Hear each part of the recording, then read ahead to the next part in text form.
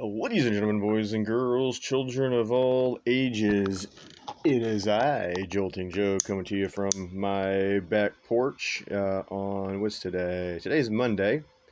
It's May the something, 22nd, 3rd, something like that. Anywho, alright. What are you drinking? What are you smoking? Smoking my last freebie cigar. It's my last freebie. What are you drinking? I'm gonna do some sketch here. And let's see here. Got some Glenlivet. It's the little small ones. Got a Roscoe Sherry cast finish. That is just 21-year-old Scotch, I think. Ooh, that is fancy. Let's start with that one. And then I got a 14-year-old. Yeah, I got a 14-year-old, a 12-year-old, and a 21-year-old. Let's start with the 21-year-old. Why don't we? I like the Scotch like I like my women. At least 18 years old. Ah. All right. Alright, probably got a little. There we go.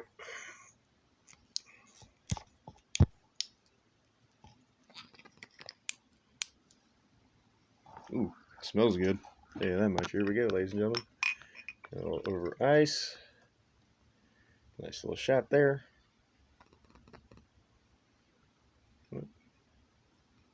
There. Alright, ladies and gentlemen. Cheers, everybody.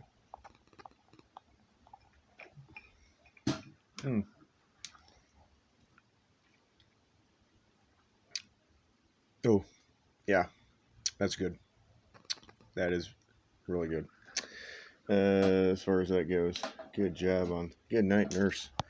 Woo! 21-year-old Scotch. Yeah, baby.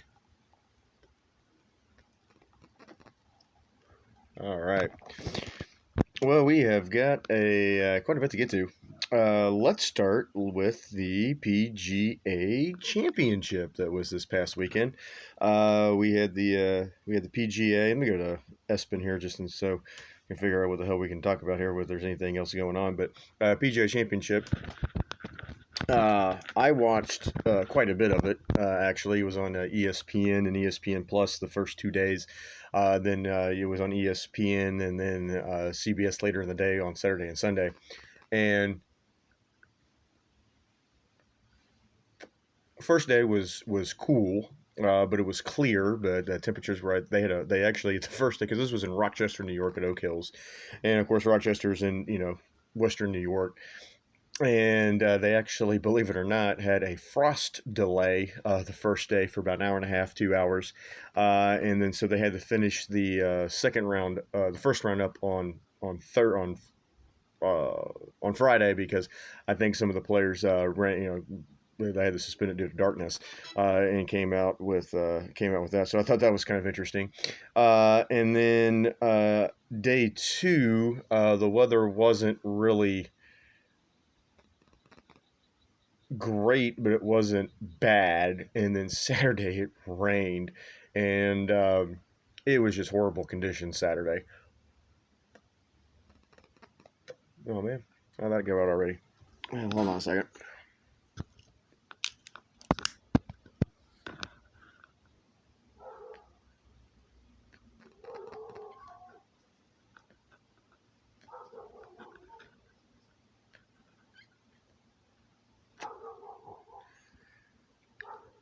All right, so the conditions were absolutely horrible on Saturday. I mean, it was just raining. It was nasty. Now,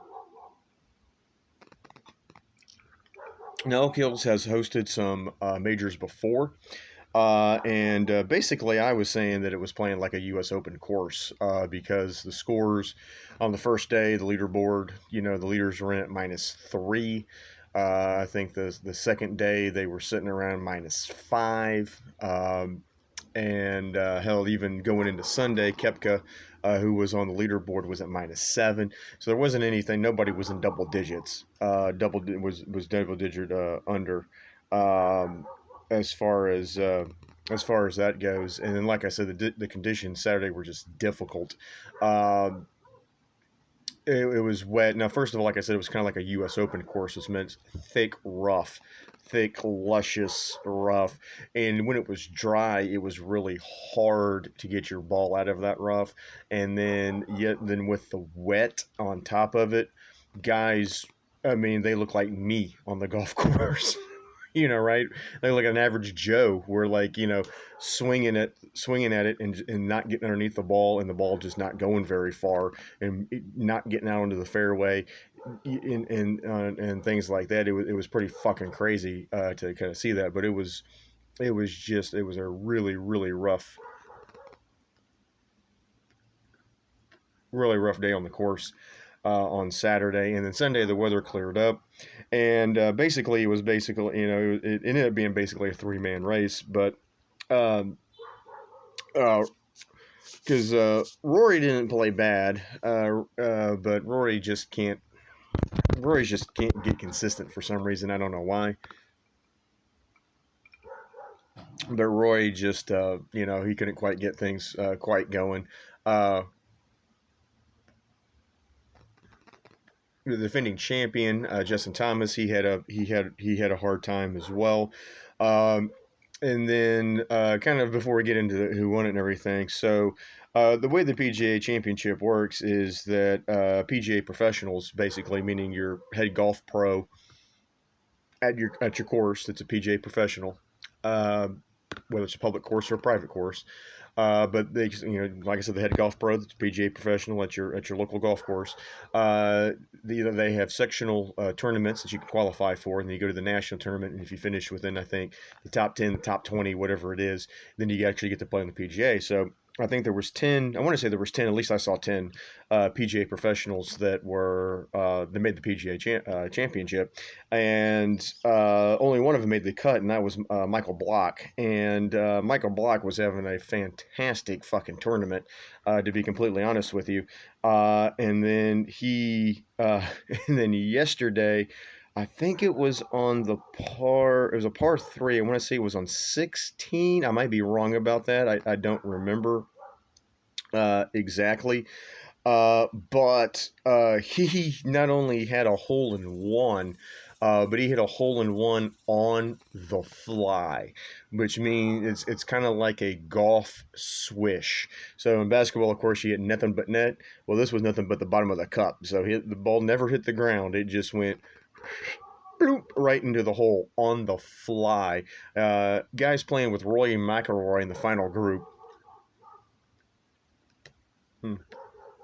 All right, I'm gonna pause this. I gotta get this thing going. All right, and we're back. All right, I gotta get that cigar going here again. But he hits it on the fly. And let's see here. He ended up. Let me find the goddamn. Where the fuck's the standings at?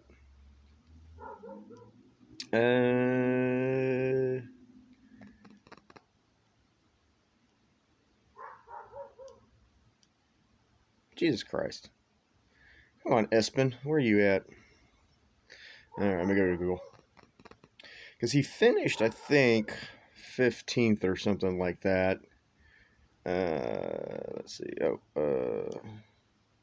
Leaderboard. There we go. Boom, boom. Block. Tied for 15th. Block finished at +1 in the tournament, which is amazing. All right, and and finished tied for 15th. But like I said, he had that one on the fly. He was playing with Rory. I mean, Michael Block was the big winner of the fucking weekend, man. I mean, the guy finishes in 15th. I don't know what the payout was, but he got paid a lot of fucking money for 4 days worth of work. I'll tell you that much. And then not only that, he plays with Rory McIlroy, and when he hit it, McIlroy was like genuinely like happy for him, and went over there and like hugged him, and he was like, "That went in," and Roy. And he's like, Roy, that went in, and that went in. But it went on the fly. Place went absolutely batshit crazy. It was amazing. But that was definitely the feel good story of the weekend. What a round by the PGA Professional. Michael Block finishes tied for 15th at +1, which is what an amazing finish as far as that goes. Speaking of Roy, he finishes at -1, finished in a tie for 7th. Bryson DeChambeau, who was on the top of the leaderboard in day one, he finishes at even par. He finished at -4, and then. And then, ooh, hold on a second. I fucked that up. I was reading the wrong column. Michael Block was, oh, well, he was still +1. He was +1 the day. Rory, I was reading the wrong column for Rory, though. Rory was -2 total. And then DeChambeau was -3 total. And then Victor Hovland and Scotty Scheffler tied at -7.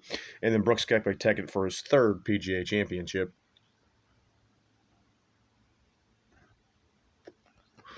Now, Koepka kind of kept plugging away. He's a live guy, right? You weren't happy if you're anti-live, but Koepka did play the best of the weekend. Scheffler finishes 2 strokes behind. Scheffler easily, I think, could have won this tournament. His putter just let him down, especially yesterday. I saw him miss 2 makeable putts for birdie. He makes those, he's tied for the lead. I mean, he should have had probably 2 or 3 more should have been 2 or 3 more strokes under par than he was. His putter just left him out. And then Hovland, he just kind of fucked up on. Hovland ended up fucking up on. Well, I think 17 is what he was. He hit into the, or it was 16 or 17. Hits into the bunker, and then he takes a fairway bunker. Hits into a fairway bunker, and then pulls his 9-iron, and once again looked like average Joe on the golf course. And instead of getting underneath the ball, all he did was hit it into the lip of the bunker, and just absolutely fucking buried it right into the lip of the bunker. And I think he ended up double boogering that hole. And fell out, and Hovland fell out of contention after that. So he kind of fucked up. And that was the thing about Koepka. Koepka really didn't fuck up. I mean, he just, he played solid golf. Like I said, Scheffler didn't necessarily fuck up. He just couldn't find his putter. His putter just let him down, and that's kind of all there is to it. And sometimes that fucking happens. Sometimes the putter lets you down. Sometimes the driver lets you down. Sometimes your short game lets you down, and the putter definitely left Scotty Scheffler down.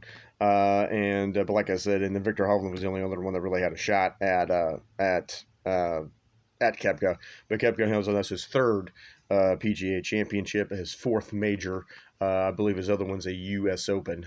So still no Masters, still no Open for Koepka, but 4 major championships. 3 of them are the PGA. It was a good golf tournament. It was a good golf course. It was fun to watch, so as far as that goes. Also, we had the Preakness, the second leg of the Triple Crown this past weekend. Now, look, I knew that Mage was not going to win that thing. There was just no way in hell that was going to fucking happen. And horse finished in third. The horse that won the race was a Bob Baffert horse. Baffert coming off of his suspension for was a Midian Spirit or whatever the fuck this horse was that he got busted for. His win was vacated and they suspended him for a year because he was, for basically doping horses or using an anti-inflammatory essentially, which is against the rules. He comes back off the suspension and then man, I don't know what they're going to do about it, but it was a Balfour horse too. In one of the undercard races, a Balfour horse broke his leg, had to be euthanized, had to be put down. They took him back to the barn, put him down, and then Balfour wins the Preakness. So it kind of put a little bit of a cloud over the whole celebration. It's just, I just don't know what they're going to do. All these horse deaths that's coming up because it's obviously not good for the sport. I mean, don't get me wrong, I love animals. I think animals should be treated decently. But at the same time, I have no objections to horse racing or things of that nature. I got no dressage or whatever the fuck. I've got no problem with it whatsoever, as long as the animals are treated well. And you got to remember, the thing about these horses is they're basically athletes.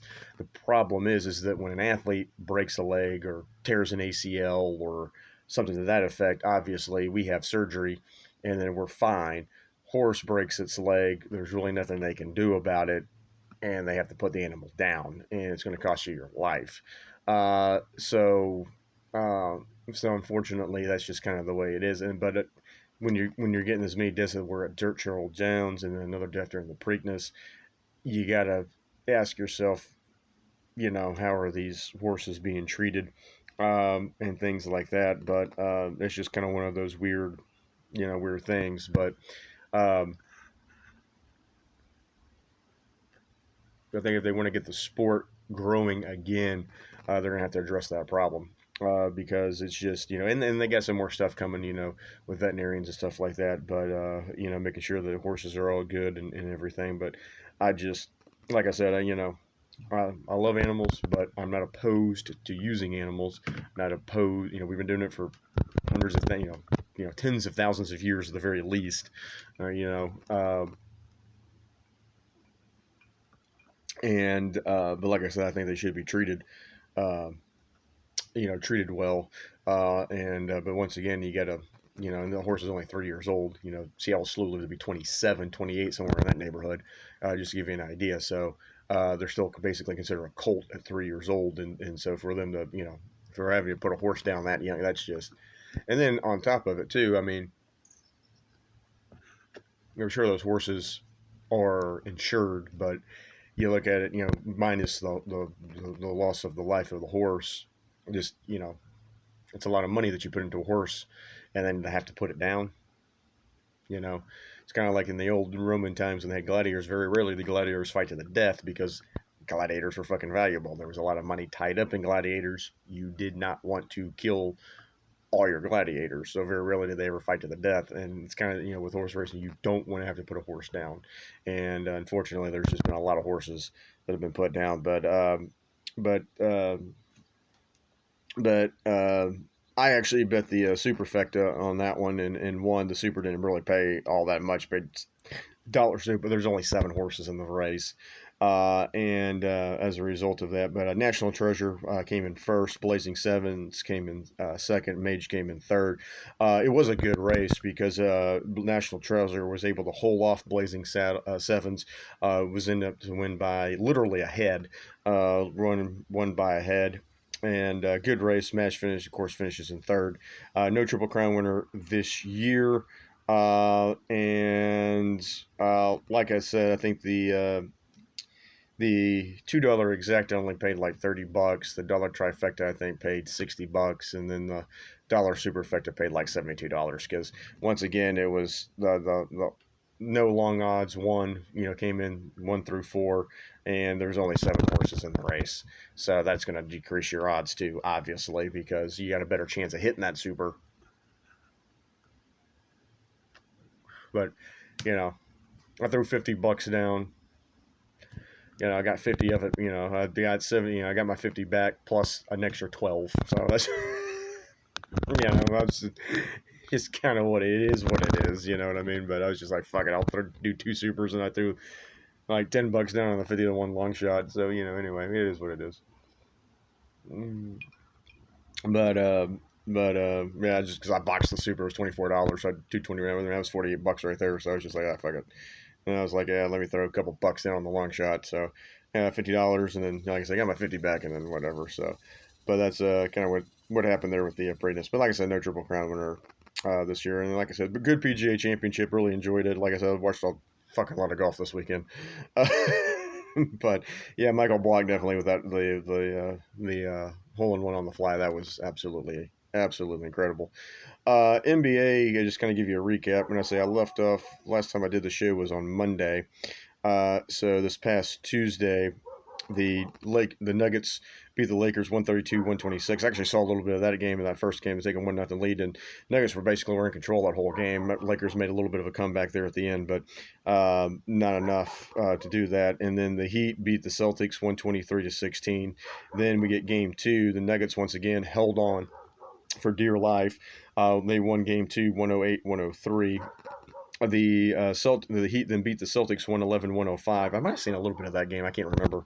but they were able to hold on, take a 2-0 lead in that one. And then, of course, the Nuggets put a pretty good beat down on the Lakers, or a decent beat down on Lakers in Game 3, 119 to 108. That was in LA. And then, of course, yesterday, the Heat absolutely destroyed the Celtics, 128-102. And so here's the thing about this is that the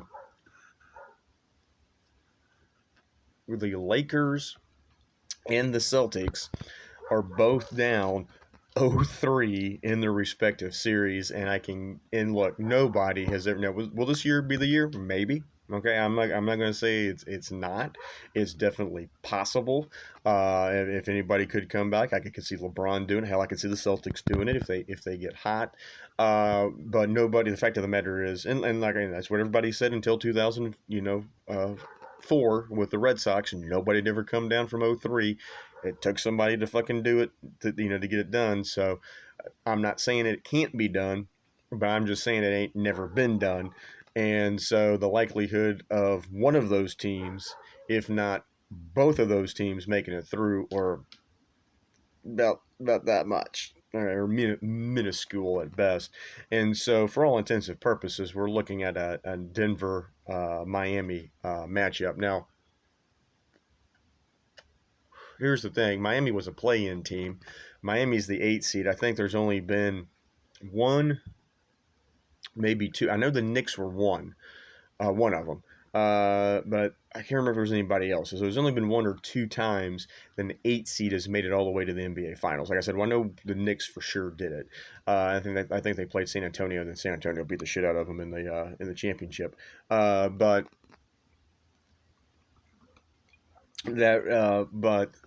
as you can imagine, the matchup that, of course, the NBA wanted, because the NBA, of course, wants eyeballs on their stuff so they can charge more money for advertising and things of that nature, and, of course, grow the sport and things of that nature.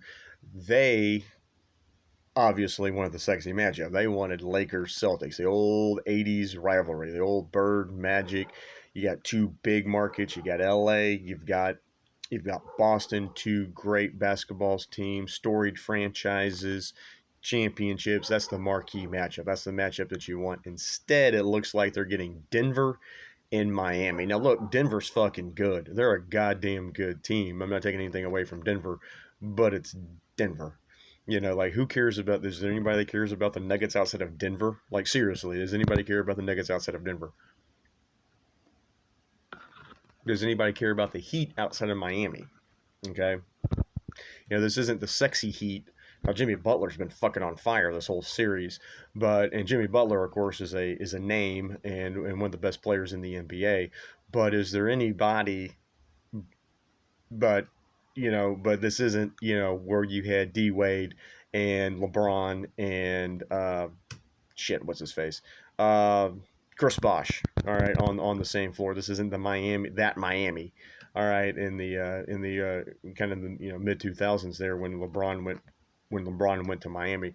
That's not the case. It's not a very sexy looking team. It's not a sexy, and the same thing with Jokic is the Joker. He's one of the best players in the fucking NBA as well, and is absolutely phenomenal player. But once again, it's just not a very sexy. It's not a very sexy team, the Denver Nuggets. The Miami Heat right now are not a very sexy team, so you're going to get a very unsexy matchup, which means fewer eyeballs on it. Only basketball fans are going to be watching it. If you are just kind of half-hearted in it, or or if you're a casual fan, you're probably not watching because you don't know the Nuggets, you don't know the Heat. All right.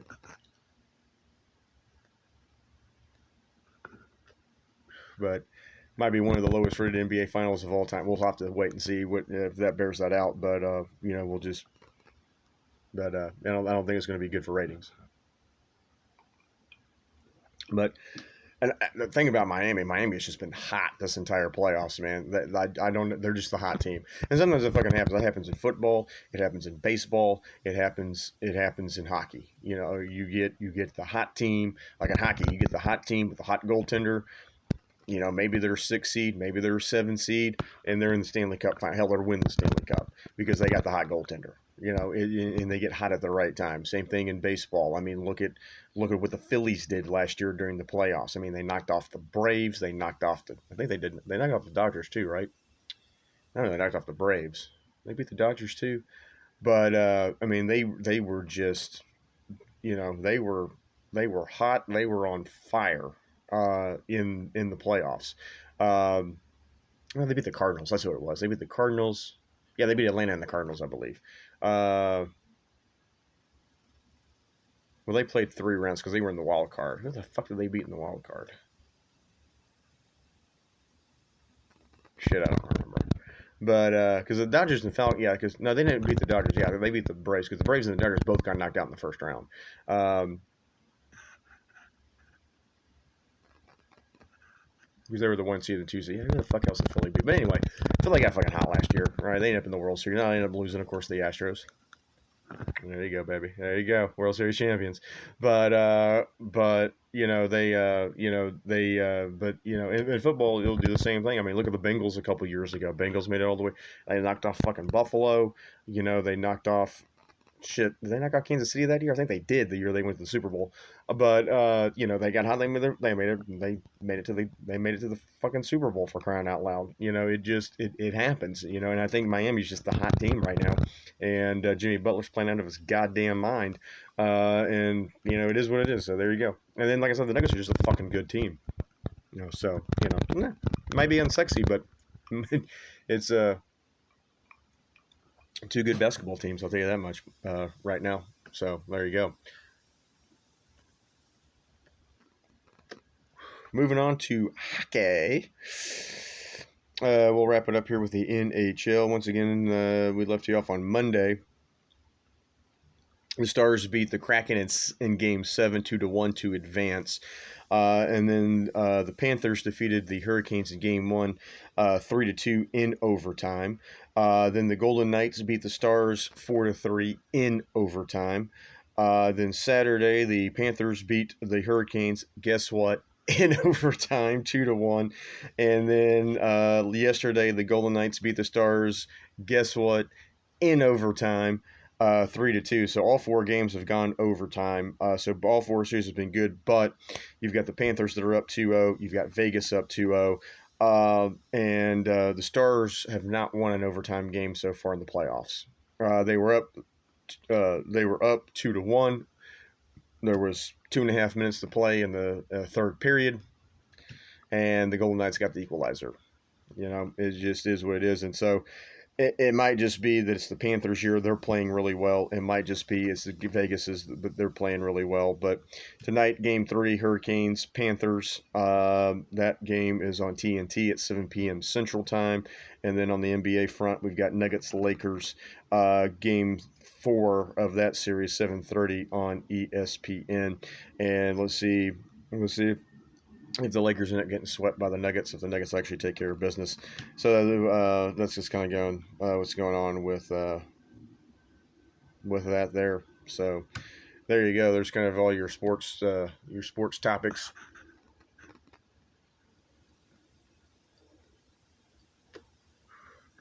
Your sports topics for the week, and really bad on even burn going. Look at that shit. I fucked that up, didn't I? Good lord. I don't know how the fuck I did that. Anyway. But yeah. We got the NBA, NHL. Both of them are in the conference finals.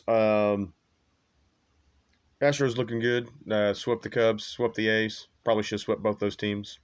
They did. Still 2 back of the Rangers. Rangers, of course, playing some not good teams. But both of them, interleague for both of them. The Rangers have Pittsburgh. Pittsburgh's still playing some good baseball right now.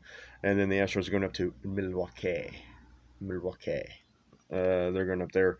And as far as that goes, and that's May, and we're getting close to Memorial Day. I mean, as far as the MLB goes, just kind of let you know here, Tampa's still killing it. They're 34-14, but believe it or not, Baltimore's hanging in there with them. Baltimore's in second place right now, 31-16, just 2.5 games back. Yankees have made it out of the cellar. The Blue Jays are now in the cellar. 8.5 games back. Twins have a 3.5 game lead in the Central. That one's pretty tight. Well, Chicago's 6.5 back, and the Kansas City's already out of it. But it is what it is. And then, of course, in the West, the Rangers have a 2 game lead over the Astros. Angels are 5 back. Seattle's 7 back. O's are already 20 back. Jesus Christ, the A's. Braves playing good baseball. They're 29-17. Got a 5 game lead over the Mets. Milwaukee is in first place. Pittsburgh's only a game back. So Astros playing the Brewers. Rangers playing Pittsburgh. So all 4 of those teams have something to play for going into this Monday, Tuesday, Wednesday matchup. And then the Dodgers have a 1.5 game lead over Arizona. Arizona is in second place, really? That's weird. But as far as that goes, like a little baseball update on you there. So there you go. All right, folks. I will be on vacation for the next week. Probably won't be back until Wednesday of next week. But in the meantime, everybody have a good one. Cheers, everybody. Remember, on Twitter, at JJ Sports Show 63. That's at JJ Sports Show 63. And like, subscribe. Cheers, everybody. Have a good week.